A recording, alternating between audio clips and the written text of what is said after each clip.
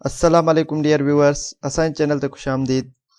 University of Sindh तरफ़ां post graduate admissions 2024 announce थी चुकियूं आहिनि ऐं काफ़ी असांजा व्यूअर्स असांखां पुछी रहिया हुया त यूनिवर्सिटी ऑफ सिंध जी एमफिल ऐं पीएचडी जी एडमिशन कॾहिं ईंदी, त उन्हनि जे लाइ ही वीडियो आहे। यूनिवर्सिटी ऑफ सिंध तरफ़ां एमफिल ऐं पीएचडी जो एडमिशन्स अनाउंस थी चुकियूं आहिनि।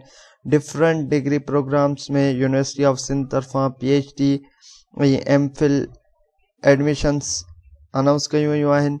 पीएचडी प्रोग्राम्स में analytical chemistry, biotechnology, commerce, computer science, economics, education, English, Far East Asian studies, fresh water biologies, genetics, geology, history, inorganic chemistry, pharmacology, international relations, mathematics, media and communications, microbiology, organic chemistry, pharmaceutics, physical chemistry, plant science, botany, political science, public administration, Sindhi, sociology and zoology में admissions आहिनि। जॾहिं त MPhil programme में biotechnology, business administration, commerce, computer science, data science, economics, electronics, English linguistics, far East Asian studies, fresh water biology, gender studies, genetics, geography, geology, history, information technology, international relations, Islamic culture, media and communication, microbiology, petroleum and gas science, pharmaceutical chemistry, pharmacology,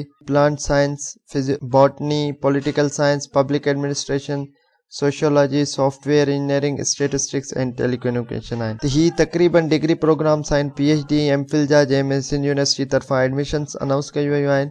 हाणे जेका MPhil जे लाइ requirement आहे उहा 4 year degree, तव्हांजी 16 year of education complete हुजे with 60% marks और 2.40 CGPA जेका 4 out of 4 point मां। इन जे लाइ Sindh university pre admission test वठंदी, जंहिंमें तव्हांजो 50% स्कोर लाज़मी आहे, या अगरि तव्हां GRE या हेठ जर्नल टेस्ट में 50% स्कोर खयो आहे त तव्हां एडमिशन जे लाइ एलिजिबल आहियो। अगरि तव्हांजो GRE या हेठ जर्नल टेस्ट में 50% स्कोर आहे त तव्हांखे सिंध यूनिवर्सिटी जी प्री एडमिशन टेस्ट ॾियण जी ज़रूरत न आहे। पीएचडी जे लाइ MS MPhil degree 18 year of education in relevant field जेको आहे लाज़मी आहे, जंहिंमें CGPA जेको आहे 3.00 हुजणु लाज़मी आहे ऐं ओवरऑल मार्क्स जेको आहे 60%। ऐं पीएचडी जे लाइ सिंध यूनिवर्सिटी तरफ़ां प्री एडमिशन टेस्ट थींदी, जंहिंमें तव्हां 60% स्कोर तव्हांजो हुजणु लाज़मी आहे, और अगरि तव्हां GRE या हेठ जर्नल टेस्ट ॾिनी आहे ऐं उनजो स्कोर तव्हांजो 60% आहे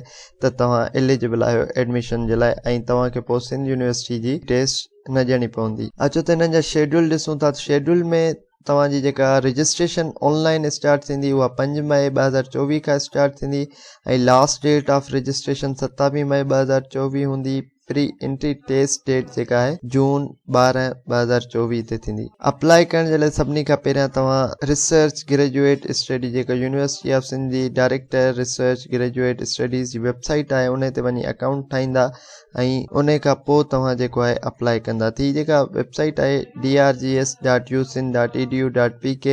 जीअं ई फॉर्म इनेबल थींदो त असां तव्हांखे फॉर्म फिल करण जो तरीक़ो ॿुधाईंदासीं। अॼु जी हिन वीडियो में तव्हां ताईं इहा इंफॉर्मेशन पहुचाइणी त यूनिवर्सिटी ऑफ सिंध तरफ़ां एमफिल ऐं पीएचडी जूं एडमिशन्स अनाउंस कयूं वयूं आहिनि ऐं उन्हनि जी जेका ऑनलाइन रजिस्ट्रेशन आहे उहा 5 मई खां स्टार्ट थींदी। मज़ीद अहिड़नि इंफॉर्मेटिव वीडियोज़ जे लाइ असांजे चैनल खे लाइक कयो, सब्सक्राइब कयो त जीअं असांजी ईंदड़ हर नई वीडियो मां ते पहुची सघे। अल्लाह हाफ़िज़।